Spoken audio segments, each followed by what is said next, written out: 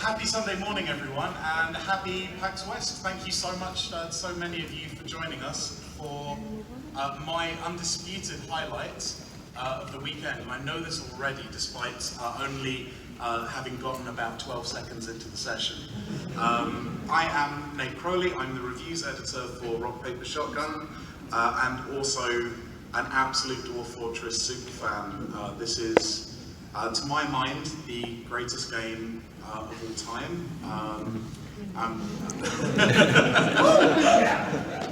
Thank you very much, and I'm genuinely quite starstruck to have with me today the architects of the greatest game of all time, Tarn and Zach Adams.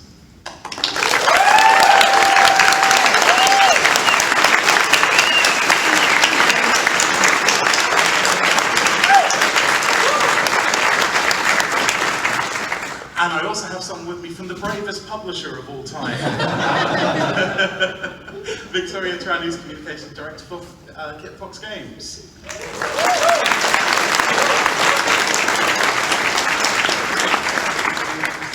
So what we're going to do today is really simple. We're going to play some Dwarf Fortress. We're going to start the fort and we're going to pass it along the table as we chat about the game, and it's lumbering towards Steam to be born. But Victoria, I think, has taken a vow not to play the game until it's on Steam. So it will stop at Zach, and you'll retain your innocence. I promised the Discord community that I would let them yell at me to play like Dwarf Fortress once it comes onto Steam. So I'll kick us off. Let's just chat about dwarves for a bit while I get our embark ready. And I said to you before the panel started, like, in years and years of reading science fiction, I have never come across beings so fundamentally alien as the dwarves in this game. You've managed to come up with something that's completely unrecognizable from anything in human culture. How? Who are these creatures? What have they become to you? I guess we did a terrible job at modeling.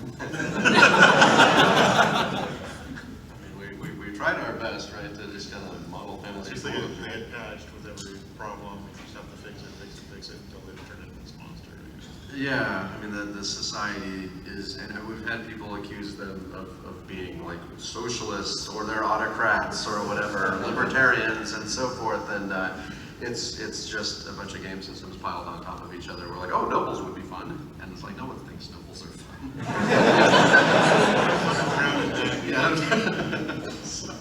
Somehow the dwarf economy manages to be an economic system even more broken than capitalism is.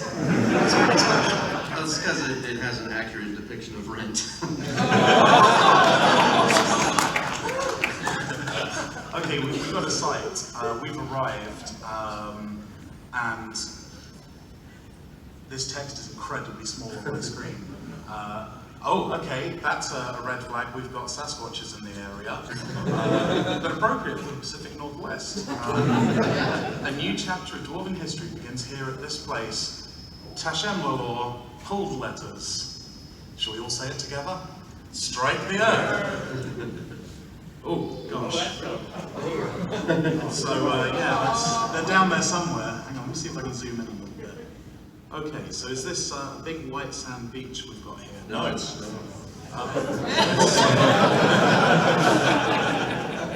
This is going to be rough. We're looking forward to the ocean waves, but I assume it's just all ice. Yeah, I don't think we're going to see any liquid water. Well, let's dig a hole and cower in it. So, okay. This is promising. We've got some soil at least.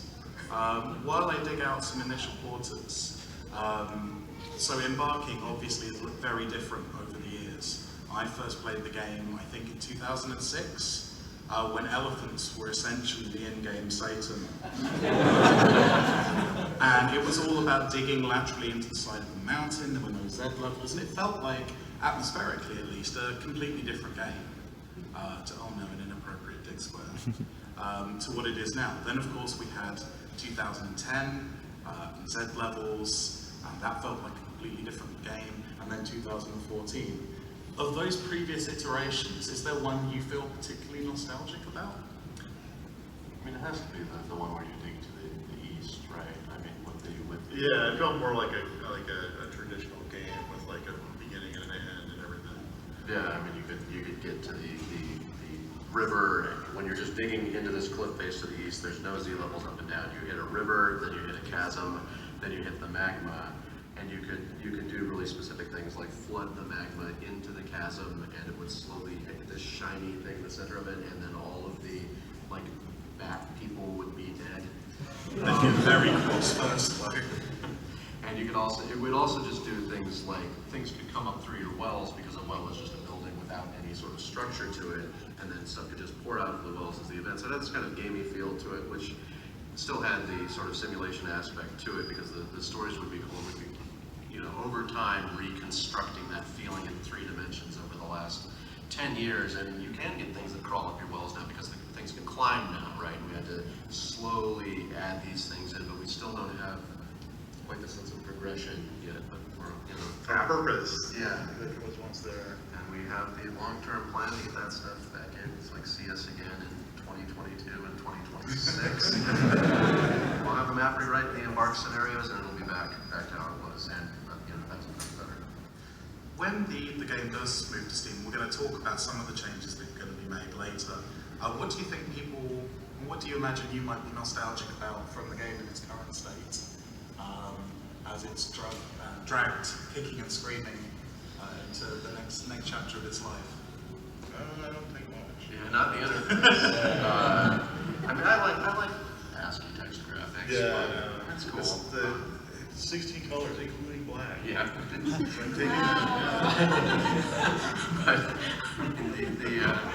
But I think it's just generally going to be an improvement overall, because it's just we're changing the parts that just inaccessible to people and so forth, while leaving everything else in there. So I think really not so much. Plus the old version will still be available. Yeah, we didn't do this user interface on purpose. It just kind of developed. Well, while the dwarves get some furniture ready, because the good news is we do have apple trees, pear trees, and some cedars, just like in all ice-coated beaches. Let's have a look at an extended version of the trailer and some brand new material.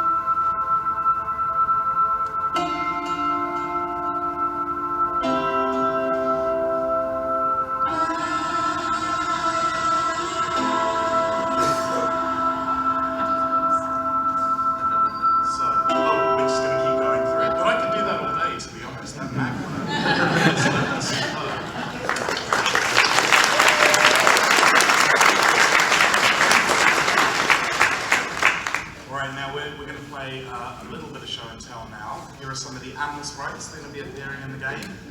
We've got the ostrich over here, of course, and then the dog. Okay, who knows what this is? Anyone? It's a big dog, but it doesn't look like I thought a big dog looked like. What's changed?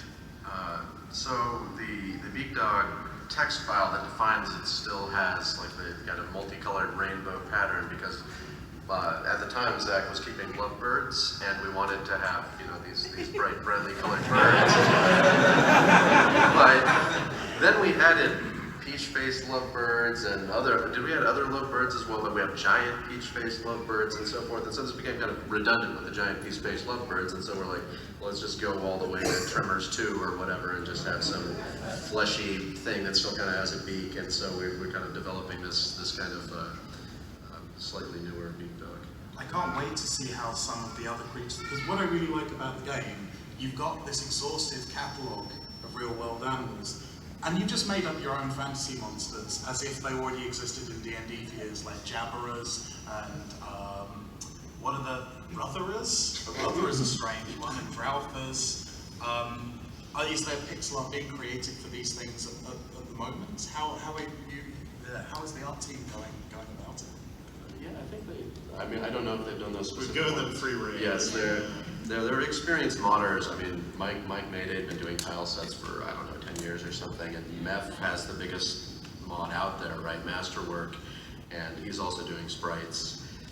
And they've done. I just went to the kind of forum chat place we have set up to talk to them not too long ago, and every gibbon is done. All like 16 species of gibbon look different from each other. I don't even know where they found the pictures of these things. I couldn't find pictures of certain of the gibbons. They're just endangered, and you must have gone to like a journal, like a science journal or something. But I've got to say, as management games go, it's pretty gibbon heavy. yes. This is another one of our mistakes, right? We at some point got bit by the bug. They're like, oh, we'll just have representatives of all the species, and let's just start with the great apes, right? And then apes downwards. So like, okay, I got bonobos, chimpanzees, orangutans, gorillas. Oh, and of course, the apes. There's also gibbons, right? And I was like, I know the siamang, right? We're gonna, if we ever ran out of real world animals, we're gonna go to the extinct branch too. Yes. Mammoths and stuff. Yeah, but we just stuck on the gibbons. Sharks are the same way, right? There's like a ton of sharks in the game, but we don't have like I don't know, ferrets and velvet worms and sea slugs. Your taxonomic shortfalling suggests, to miss out velvet worms with Annalita in there, I don't know. The giant velvet worm would be terrifying. Have you seen the velvet worms? They spray this like, oh yeah, They check their insides, it's not good. yeah. They do? It's really nasty, yeah. Okay. I had a Forgotten Beast show up in my Basement of Curiosity series, which was a giant polychaete worm, and that was nasty enough. So, yeah, it had feathers, it was nice. I've augmented your elephant design. Oh, when did you do that? Just snuck it in while you were talking. But I noticed next to the elephant, there's this grim creation here. Can you tell me a little bit about that? Well, every animal in the game can die, and then they can be brought back. And depending on how long you waited before you did that, they'll be at various stages of decomposition and generally categorized as a zombie or a skeleton, right? So we have variants of the critters. That's the zombie variant of the, I guess you call it the dog. Yeah.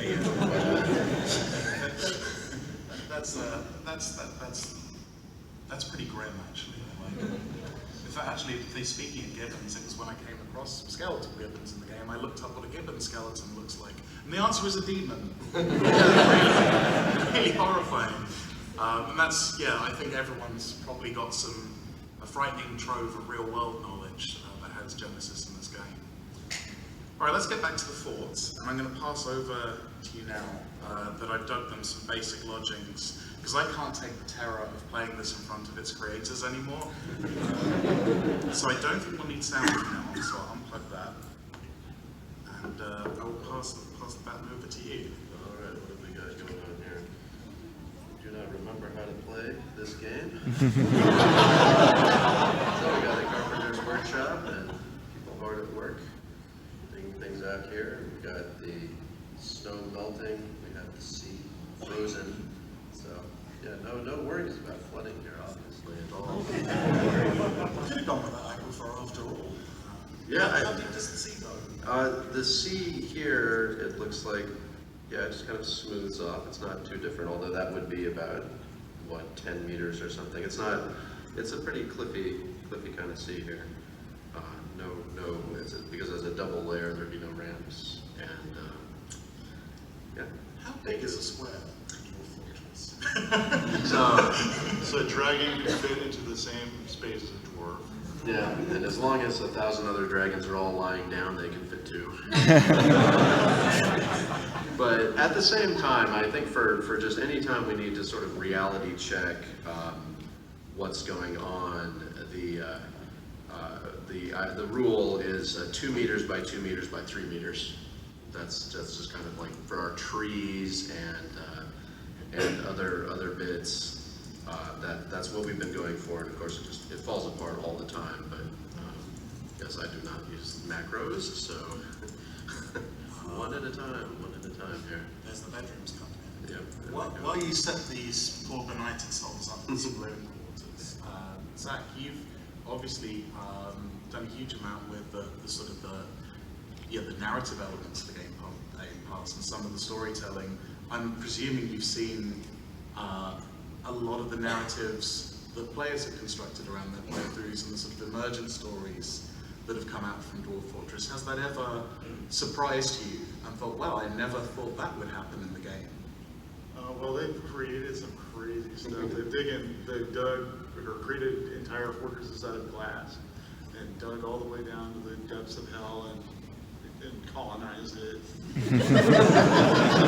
put all the demons into a zoo. What's that called? Was it Arch Crystals? Does anyone know this one? It's 415 years old or something. There's a forum thread about it. Oh, with the Cave Dragon Army, yeah. Yeah, and that was Yeah, that was surprising. We didn't think that would happen. the one where they had the well with the vampire blood, so anyone would drink from it would become a vampire. They split the population into 2 pieces and had the vampires living in like an outer ring that were like protecting the fortress, and then the dwarves that were still like not vampires were inside. And all the computers, like there was a playable version of Space Invaders, and you could actually control with levers. Like a title screen, and it was made out of like 1,000 colored drawbridges, and then it was all just run by the computer system with 85,000 parts beneath it. It's always a good sign when people can make a functional computer inside you. One of my favorite weird things to do once I've started this world is make a stockpile and go through the list of things that it will and won't store, and looking at the list of corpses and finding out all the weird procedurally generated demons in the world. It's really, really strange that by creating a place for people to dump stuff, you can find out all the denizens of hell. And they've got something like, I always spend some time laughing then as well, like the idea of an anteater brute being a demon really gives you something to, an image to conjure with. What's the single funniest or strangest thing the game's randomization has thrown at you? Any particular thing that sticks in your mind as being really poignant or funny or just plain strange? Only the most banal, stupid jokes are coming to mind, so I'm just gonna... Just the warehouse. The warehouse. yeah, Everybody comes up with that joke. What about the your favorite bug of all time? Oh, the tavern cats have to be winning right now. Yeah, so just for people who haven't heard, very briefly, although it's hard to be brief because it has like 12 moving parts, but I got a bug report that was basically like my tavern is filled with cat vomit and dead cats. What's wrong? So they helped a lot. We had to just figure that out, and it was very briefly. People were spilling alcohol in the tavern. The cats would come in, get it on their paws. There's a whole self-cleaning thing with the cats where they clean themselves. They came from adding eyelids to the game. Actually, they're like, oh, why did not make cats clean themselves? And so they licked the alcohol off their paws. And this is where the only bug in this whole process was when they licked the alcohol off their paws. Instead of translating a drop of alcohol to their digestive tract, it would put a whole mug in there.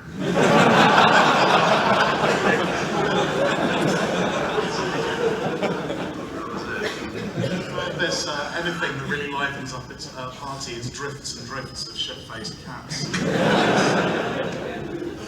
So we mentioned a bit earlier versions of the game and really early iterations, like the one where you dig east. And I'm going to use a fancy word. I always think the structure behind this game is kind of like a palimpsest, which is like, I think it's the word for like an old manuscript with traces of older things that have been written on, like an old parchment thing, where you scrape the parchment and write new things, and you can still see traces of what was there before. Like some of the nobles, like the Dungeon Master, I think, is still in the game. Is he? No, out. The only reason we took the Dungeon Master out is I think because the Dungeon Master was supposed to look cool and always wear a cloak and boots, and we couldn't figure out how to like translate that into. But then did we ever? We either almost put the Dungeon Master back in. We had a whole new recently. mechanic, of course. Yes. So I don't think that actually happened, but no. Okay, wait, no, maybe it just. So the Villains release is not out yet, and there's a whole bunch of new nobles with that, and it's quite possible the Dungeon Master maybe make a good return. I'm not 100% sure because I can't remember what's happened in the last 13 months. So we have giant flying squirrels, incidentally, up here. Oh, that's a problem. Flying around. Just flying around.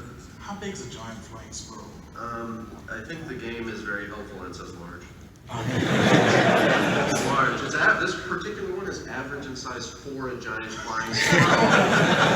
That's not to be reasonable. The cinnamon hair, I like this. So in terms of like earlier parts of the game, because obviously the Dungeon Master, there wasn't too much resting on that. It is something you can get rid of, but there are other things, you know, that you wrote in really early on that are now foundational, and you have to build around them. If you could travel back in time and remove one design decision you made in the earliest days of the game that would have made everything that's come after easier, what would you go back and change? Good idea. I'd say the camera, the way it works, you can just look at one part of the map. So we really now want to have like other panes that you can open, like having a little tab and then just being able to look at a different part of the world. And that's something that's really easy to do if you think to do it, right? And if you don't think to do it, then all of the architecture is set up to just show like a cube. And so that's now something like a 8-month project, but we're going to do it as part of the map rewrite, just because it's going to be so powerful to be able to look at different places. And like also part of that rewrite is making it so it won't be slow to look at other places, right? It won't have to load these, like right now it loads the whole column of the map, like all the way down here. You can see the little number going down in the lower right. Like all of this is actually loaded, and that's kind of ridiculous. So there's things that like that, just kind of these structural things that would have helped our FPS problems and allowed us to do a lot of cool stuff. Oh wow, look at the snow's gone. Oh, spring has come. Yeah. Summer, I guess. Are we on now? We're on The 25th of Slate. Yeah, it's 25th spring, mid-spring. So just had to get out of those kind of Marchy type snowstorms. What plants are there left? What have we got? What's the vegetation we've got right here? We got dense arrow bamboo. Okay, so this is bamboo and flowers, turnip flowers, alfalfa flowers, purple. This is, yes, flower clusters. Oh, and it says clusters because they are obviously growing little clusters, and I looked that up on Wikipedia or whatever. Umbles. I don't know what an onion umble is anymore, but I knew for 2 days while I was playing. And pine needles. Okay, we got that at least one thing is understood so far. Sand pear flowers, peach flowers. Yeah, people have seen peach trees. Now that's roughly the color of a peach flower. Oh, that's like sakura season. Everything's blooming. Yeah, we got driftwood, little driftwood out on the beach that's still frozen. The water is not caught up with our melt yet, but it will. So, Zach, did you think of anything you would sort of kick out from the bottom of the stack of design decisions, if you could?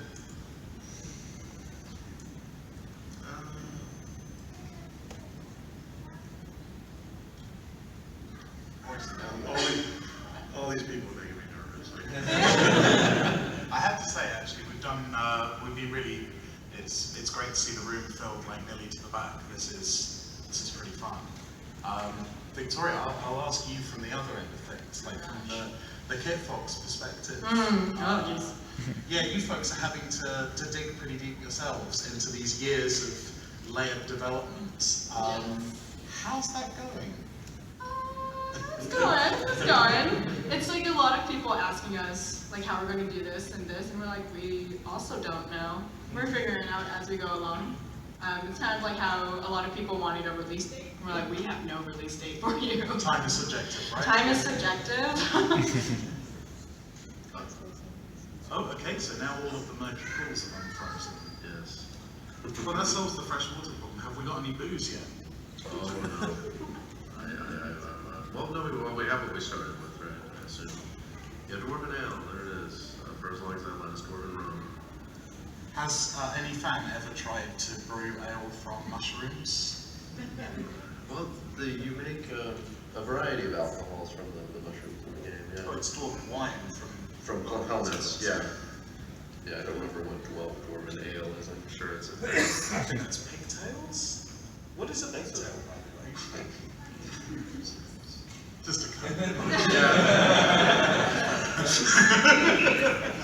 curly white. Yeah, I mean, we passed around like these, especially for things like Mothers and Droughtless. All of that was created in one day. One day, just passed this tablet back and forth and drew pictures of weird. We need animals. There we go. Oh, there we go.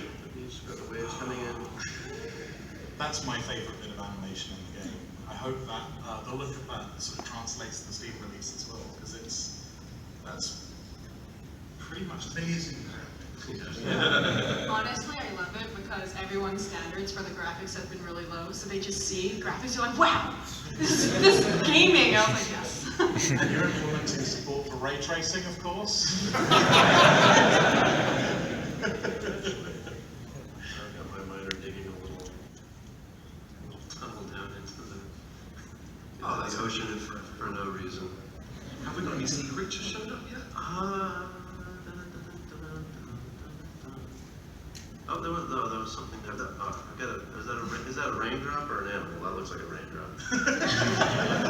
They're easy to confuse. Yes, in that real is. life. Yeah, so it's raining over the ocean right now. Here we have. Oh, well, so now I guess these count partially as sea creatures, right? The albatross, kind of famous for being an ocean kind of flying bird, and these are very large. So I imagine if you shoot them, it's even more trouble and hard to hang around. Gives you words. 6 giant albatrosses and a porcupine. Yeah, they're kind of just flying around up here. It's also the ultimate Overwatch team loadout. So we've talked about things you might, change or remove from the game if you were doing it all again. I know I can imagine, one thing that causes you a lot of whimsical imagining is adding new features to the game. So I know over the years there's just been, I've spent hours and hours reading the list of things that might make it into the game one day, and I know some of those ideas seem really simple on paper, but would require Herculean quantities of work.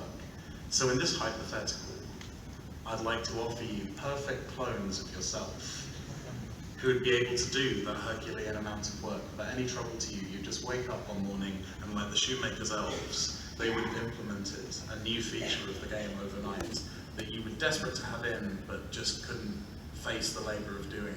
What would you have those copies of yourselves implement? Well, I think one that is kind of really out there is the ability to edit the map in a way that you could create worlds that you've read about, like some fantasy novel that you love. You could create the world and all the castles and dungeons and all that kind of stuff. Just going to draw it all yourself, kind of like you were playing the Dwarf Fortress, except instead of having to survive for seasons and seasons and seasons, you could just create this whole world and then put it to life, and then it would simulate something that you dreamed up yourself instead of having the machine come up with it randomly for you. Oh wow, or even like being able to, like the current construction for walls and things, you could just build a structure and then let the game inhabit it with people and see what happens. That would be pretty cool. What about you, Tom? Yeah, I just get stuck in a more kind of technical mindset of programming things that I have absolutely no idea to solve. And that would be if I had a they'd have to be like really amazing critters working on it, my clones of myself that were better than me. Oh yeah, you're allowed to enhance them. Yeah. Then I'd want to do time travel. I'd want to figure out how to do those kind of I'm sorry. fantasy stories because right now, I mean, just naively implementing it is too much memory, right? You just have like these kind of discs saved of like the world in different states, but it would be cool to kind of do, at least in some limited sense, be able to go back and change something 1,000 years ago and then propagate it back and forth and stuff. And You could just allow save games. Like... but no, you got in time travel. I think that's the more conscious way. Yeah, but like slightly more seriously, even just the ability to kind of put the game back in the box and then fast forward 100 years would be pretty cool. People all want to kind of, I mean, a lot of people want to see that, where you have your old ruined forts and things, and you just let kind of the things that have happened in the world settle back down, pass forward far into the future, and then you really do get more of the kind of Moria vibe or whatever, but in your own fortress rather than just historical ones. So it's kind of like, oh, interesting. These Sparrow men have actually done a pretty good job with the place. I like it. So, yeah. Should we pass this down the line? Absolutely. Well, If it goes, or should we switch seats? I think we're okay. We haven't got too. Who needs a mouse anyway? Let's get rid of that stupid thing. So there you go. So moving things away from the hypothetical and into the real. Oh, How do we do mouse back to turn off? is it being naughty? Oh, thanks, Microsoft. Yeah, I guess I'm going to have to give you back the mouse. I'm being bullied by my own laptop. Is there a USB on this side? Yeah, it should be. There you go. Can we banish this? Who would have thought of all the things that could have been the downfall of the folds? Oh, here. It's the other. Oh my gosh, I have. Okay, there we go.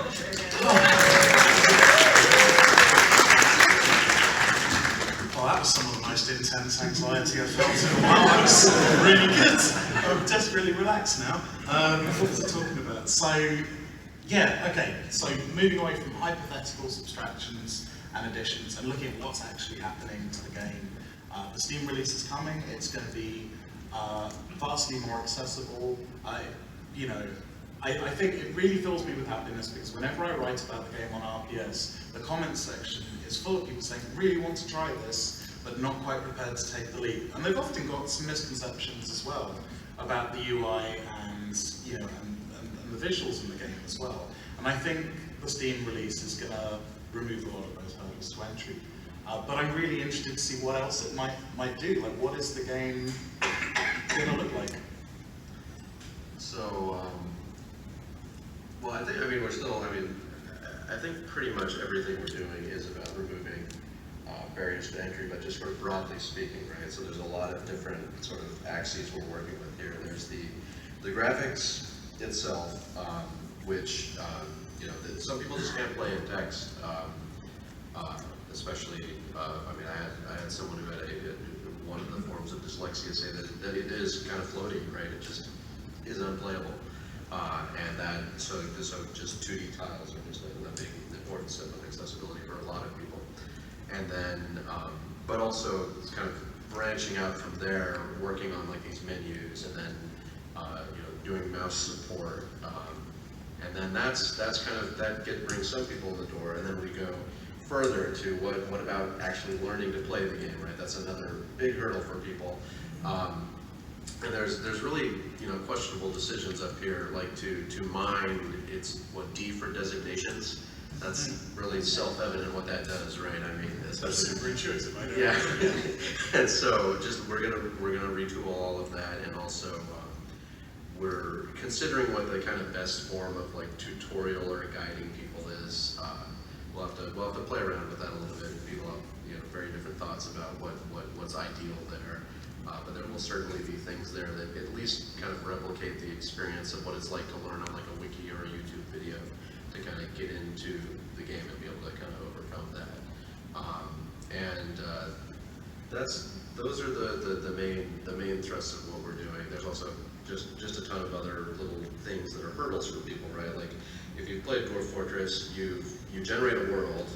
It goes through this whole world generation process where you're not actually playing the game, and you just kind of have faith that you'll get to play the game at some point.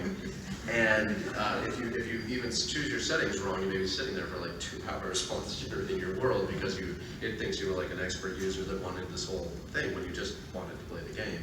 And then what it does is kicks you back to the title screen and just says, hey, Dwarf Fortress. So I think the majority of people would think that it just kind of crashed out and failed to generate the world, and not notice that there's a new option there that says start playing, right?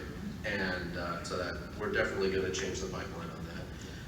And just on and on and on and on. Every kind of decision where, we were like, oh, we want to add new stuff and not make, these simple accessibility. Like some of those things would just take a few seconds, right? And we've been kind of morally irresponsible to this point. What's the easiest job you've put off for more than a decade?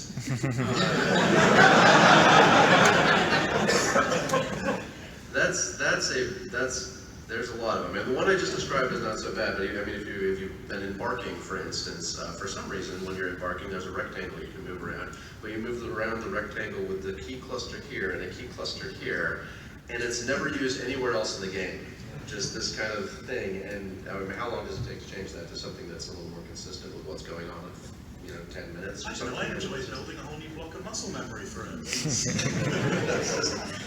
Yeah, the whole thing is, there's just kind of 800 questionable decisions that we have to unspool, one at a time, and that's why we're kind of setting it aside as a special project where there's not going to be a whole lot of new features added during the Steam release. I'm sure we will not be able to 100% resist.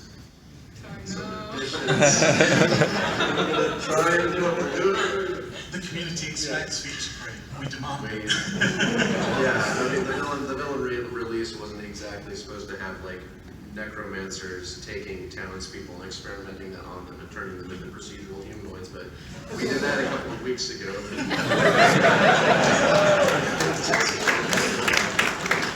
And taking 100 corpses and amalgamating them into a giant kind of corpse.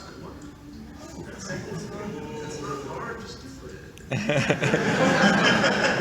This is why we don't know there's a release date. So several firm promises there about what we can expect from the release version. Well, we do march onward. Like we know we're on stage 3 of 4 for the villain release, and we're checking off boxes. It's just that we're those boxes too. Yeah. And we don't know how many, but we've got, we're just trying to stick to a timetable a little bit. We're getting better every decade at this.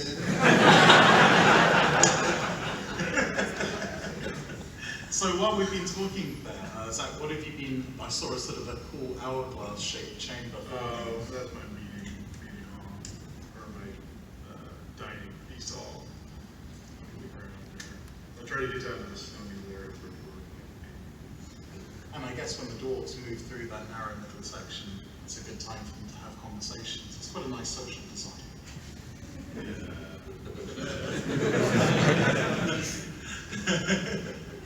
I like how I put the chairs right in the door when I have to walk. Just making it comfortable and convenient for them.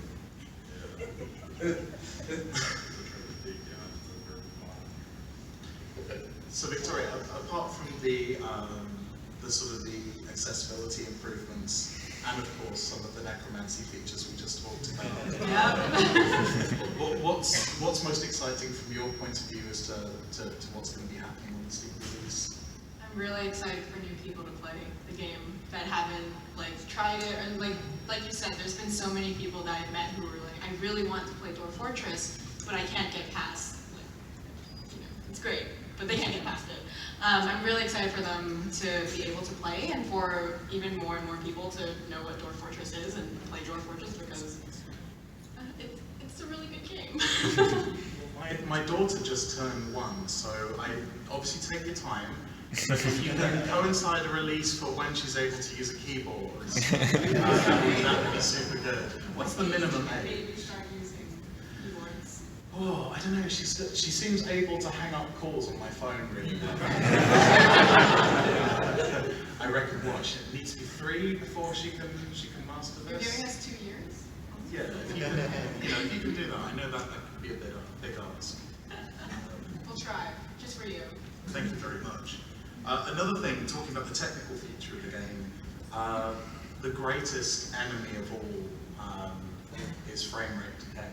All of my, like the long-standing series I've been doing for RPS, the problem is now, no matter what little tricks and tips I find, I'm struggling to keep the frame rate above sort of 70 or 80 FPS in the little thing that comes out of that. Yeah, I've slaughtered lots of animals, nothing lives. Everything is packed into cages where it can't be calculated. I had a weasel in a pit at one point. I got so furious it slowed down time. That's how I interpreted it in the fiction anyway. It was just constantly looking for all these ways out to ground the universe to a halt. How are you, I mean, that's a giant battle for you folks. How are you planning on waging that war as the game gets bigger and more complex? So we've done a lot of little optimizations. I mean, you'll notice it's like, oh, it's 10% faster, it's 10% faster, because we really do kind of drill down every couple of years with a ton of save files people send us and just squeeze little bits out of it. But there are things like animals, especially the way they relate to doors, the fact that they can't open them means that they try to use the same pathfinding routine as the dwarves and can't. And these are, it gets to be difficult. All of our pathfinding optimizations are kind of set up for having 200 dwarves, and it really doesn't get that slow due to pathfinding yet, despite some misconceptions, unless there's animals around. Yeah. So really, that's one of the big ones that we just haven't addressed, and it's one of those things we've been thinking about. But some of the other stuff, like item storage, if you dig out 200,000 boulders, like some people do when they're just kind of digging out, that's something the game needs to kind of understand, like, do you want to store these somewhere, do you want to do something with these? And at some point, it just has to start making them go away, or something like that, which is, a little controversial in terms of, like, fidelity and so forth. So we just need to do more options, basically, for people, and probably have the default settings set up just to kind of make a smoother experience, and people that are making like a giant computer where every one of those rocks matters, right? That they get to keep them, and that's kind of a thing. There are many play styles to the game, and we kind of want to support like the people that just like to tinker with stuff, people who want to do mega projects, and the people that want to just tell stories. For instance, like the dwarves right now, another thing that's probably going to get changed with the Steam release in terms of like really broader accessibility is there's this list, like the labors. It's people who play the game would know it as like the VPL list.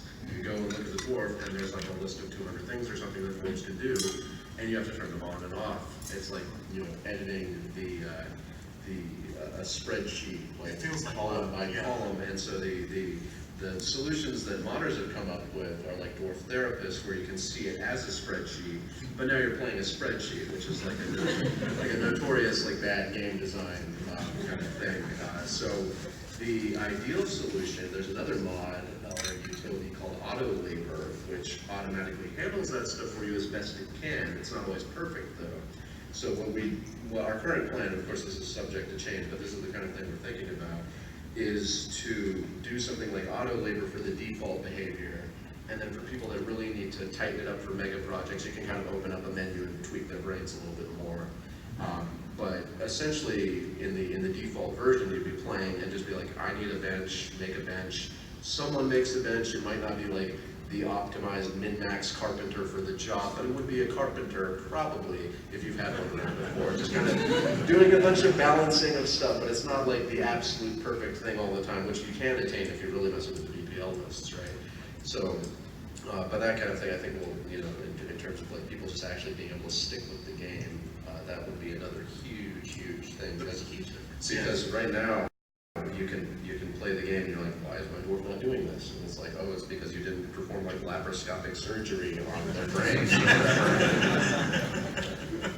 I love the medical system. Always have done. Talking about sort of community fixes and things, like, and I guess I'm asking you this more in your role as spiritual head of the game than developer, but like the Dwarven Atom Smasher, for example, is that canon to you? Is that a thing that exists in the universe? It's been so beloved and so long-lived by now. Surely it's part of the game.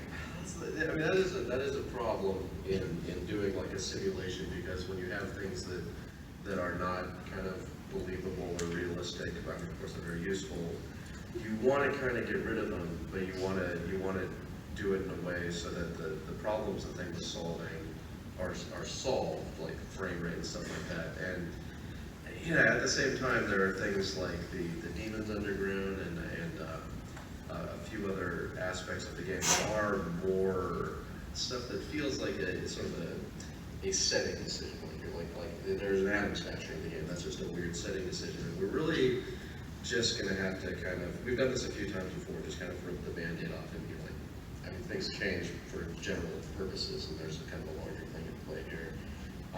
But the kind of solutions we have in mind, there are things like doing stacking items into like actual map tiles or something, and then so you have kind of a growing junk pile where the items are no longer simulated, they actually just turn into ramps and floors, so you can like slide down 1,000 stalls, something like that. Okay, that's a fix and a feature. I like that. And that's how we like to think about it. Just if we can, and we can't always, but if we're going to do something that kind of disturbs the existing community, at least the replacement would be, just as amusing and something for them. To me, the headcanon for the Atom Smasher is just that the dwarves have created magic. I know you're working on a magic system, but they've worked around the physical constraints in their universe to make matter disappear.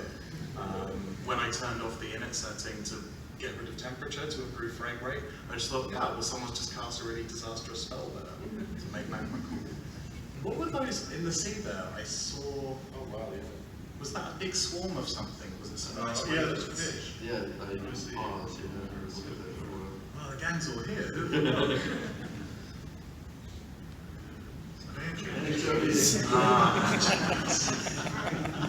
Oh, there they are. Swimming along with them now, so. We forgot to mention that the Steam version will have Steam Workshop, so there'll be Yeah, lots that. of support. Yeah. Yeah, I mean, it's got an incredible modding community as it is. Yeah. Where do you think it, like, given the number of people who are going to be modding the game and the greater accessibility they're going to have, I mean, what do you think could happen? What do you hope would happen? We don't even know. Yeah, I mean, it's we have tons of mods now, and I guess the main thing, I mean, there've been so many mods already. Like people have done My Little Pony Fallout mashups. I think it's called Fallout Equestria, but it's Dwarf Fortress. and so, I mean, I can't really say that we expect more and different things, because that's already like that horse is, well, horse, yeah, my pony is way out the barn. But like, at the same time, people can't just play them, right? It's really hard to set up a Dwarf Fortress mod in the sense that you actually have to move a file to a folder or something. And that's a barrier of entry, because you'd have to like read about how to do it, but if you're just like clicking things, like when I play Factorio or something, I'm just like, click, click, click, just click, it's done, or whatever. And we'd like to get to that level, and I think Steam Workshop will help us do that, and probably also some kind of mod manager inside the game. Oh, inside the game? Yeah. Possibly, yeah. I mean, just to do things like I just don't have enough experience with Steam Workshop to know how much like conflict detection there is and stuff. So we might have to write some ourselves, but that's not the end of the world. We can do that. Before I move on to audience Q&A, because I know we'll have quite a lot, I think, I really don't want to do more of a comment than a question myself, but I guess I'm gonna, like, over all the years you've been doing this, you've been, like, you've documented everything you've done enormously through the development process, and I think one thing that's really special about this game is the amount that fans have been able to get to know you guys as you've worked on it, and it's obviously been a hugely personal journey really. It's been a huge part of your lives, and there's an enormous amount of support from people out there. You know, when I said I was going to do this, loads of comments are said to pass on their love and admiration for what you're doing, and it's quite a personal feeling for a lot of people out there, and I think especially with the move to the Steam version, there's people, you know, really rooting for both of your financial and social well-being. Are things feeling good to you guys at the moment? You know, is it kind of looking brighter, looking bright? The thing that I said every time this question comes up is that I feel like we jumped off the diving board, we've done 100 flips, all the judges have a 10, ready to raise up, but we haven't hit the water yet. Gotta sneak the landing and then we'll be fine. Yeah, it's still, there's enough time that nervousness can kind of live within this space, but it feels like it'll be okay. Well, here's hoping. Cheers.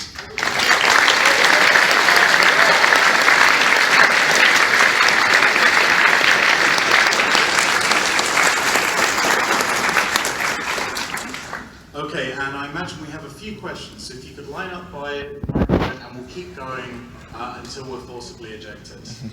Only kidding, of course, only kidding. Go ahead.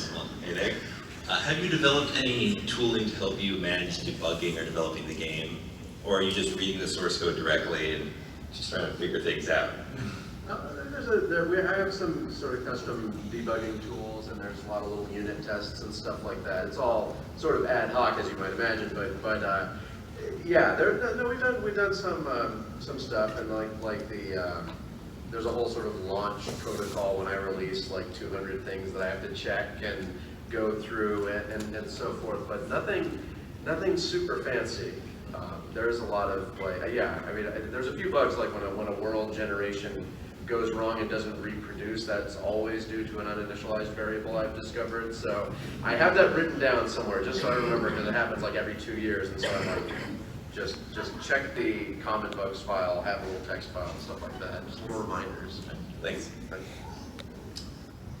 A lot of games are developed over the course of a couple of Moore's Law cycles, and yours is at maybe many more.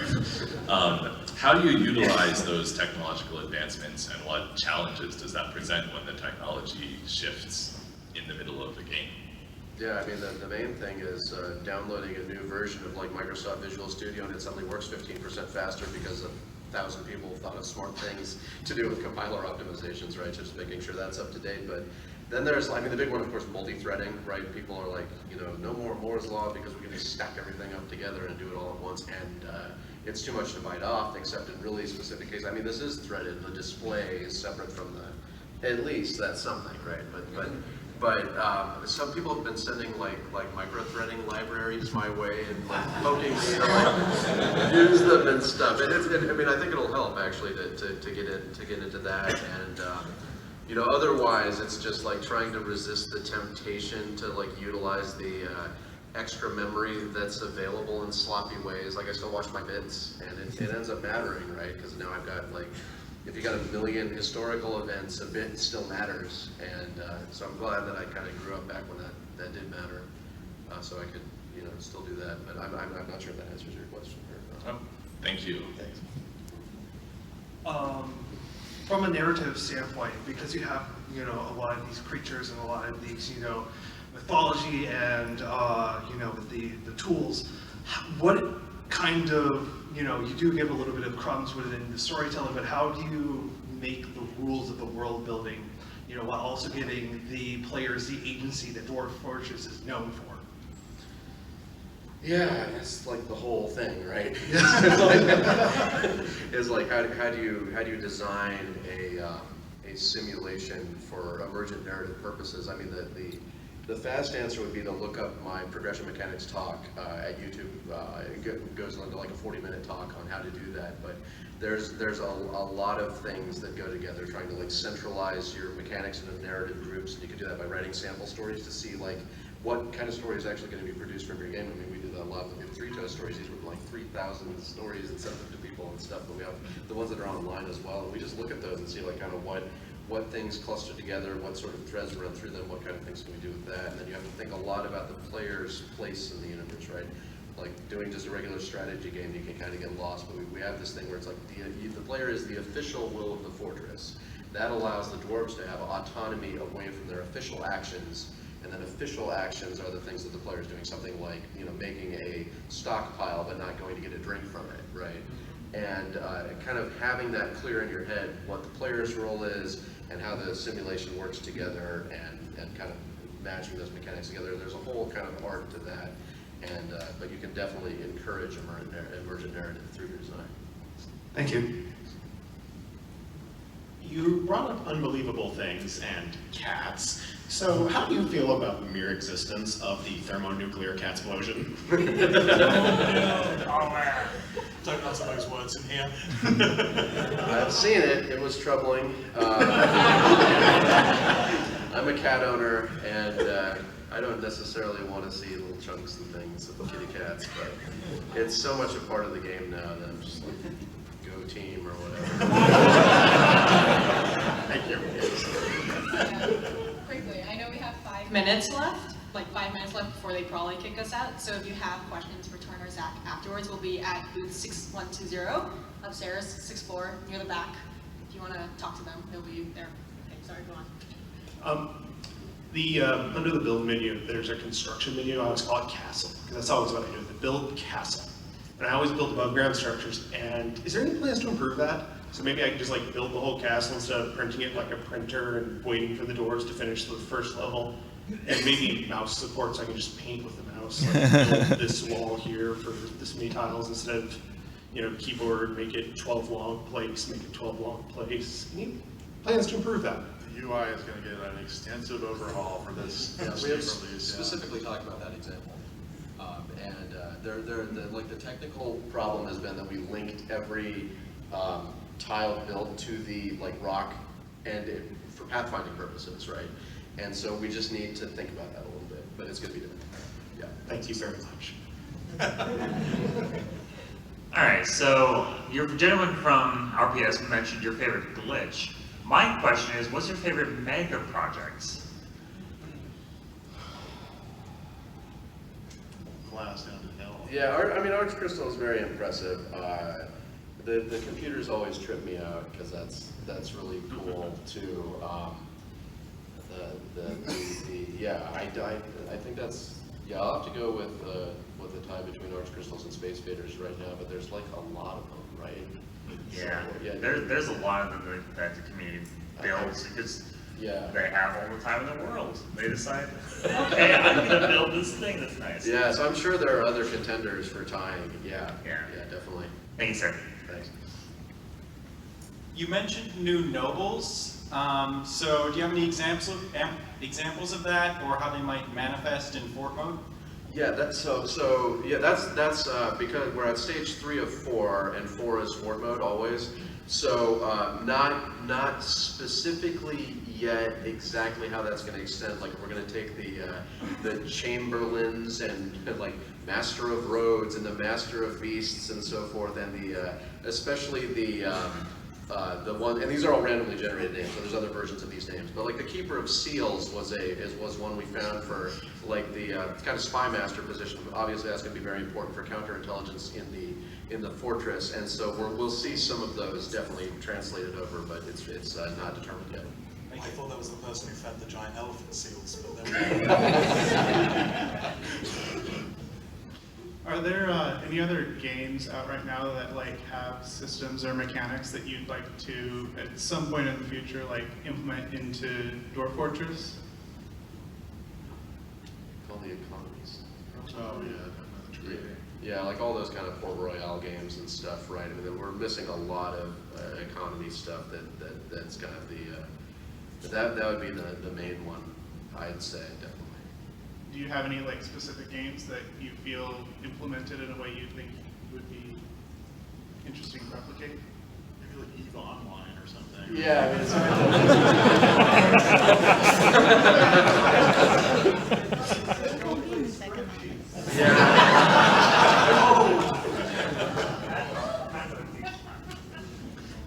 I mean, yeah, that's probably the big, yeah. Then of course there's everything the Imagine series, and, you know. Yeah, we have underemphasized sports in Dwarf Fortress, much to my shame, for Sports sure. Fortress, yeah.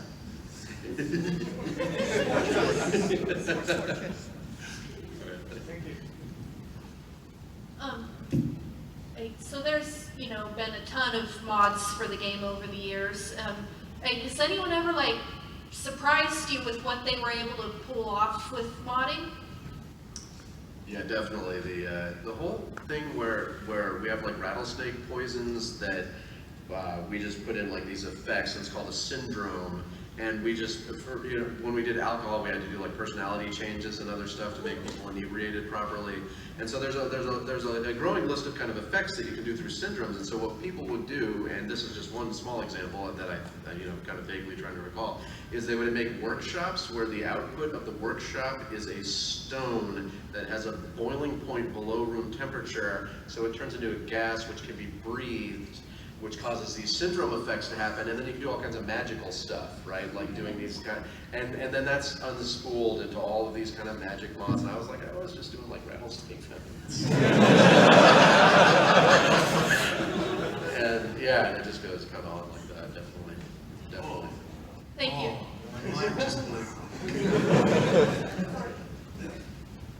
So, thanks for making a great game. Kitfox, thank you for publishing it. What do you see as the top risks of publication, and what can we do as fans to help? Ooh, that's difficult. Oh no, it's time. Shit. Honestly, there's so much. I mean, the community has been super helpful already to everyone and to new people playing, because everyone's confused when they first start playing Dwarf Fortress. Even wishlisting the game, there's algorithms that Steam has that we don't even know about, but that it's very important to wishlist the game. So even just doing that, but honestly, just all the support and all the nice words to Tarn and Zach has been very nice, and you can always support them on Patreon too if you like that. You should. Yes. Thank you. It's time. Do it before they kick us out. Do it. Alright, so I know that the game is called Dwarf Fortress, but are there any plans of possibly expanding into other races, so that maybe instead of a dwarf walking out into the rain getting sad, an elf sees a tree get cut down, and you can deal with all those problems? Yeah, absolutely. The part of making the constructions above ground easier is actually a backdoor to humans and other types of critters, and elves have their own difficulties in terms of the tree growing and stuff like that. But yeah, that was always a plan. And of course, when we do the magic release of the procedurally generated races, you'll be if you really want to slide the sliders all the way over there and read a lot about what the hell stuff is, then you can play weird 3-arm stuff and just but we do need to support, to make it different from dwarves, we need to support broader structures and play styles, and that's where the difficulty comes in. So as we feel confident about what an above-ground structure is, then yeah, we'll start seeing it. Thank you.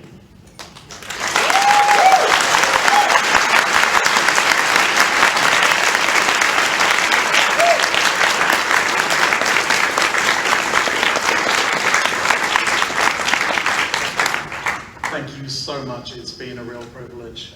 Please go and see them at their booth. What was that booth number again? Booth 6120. 6th floor, at the back, near Finji and Thunder. Have a lovely Sunday.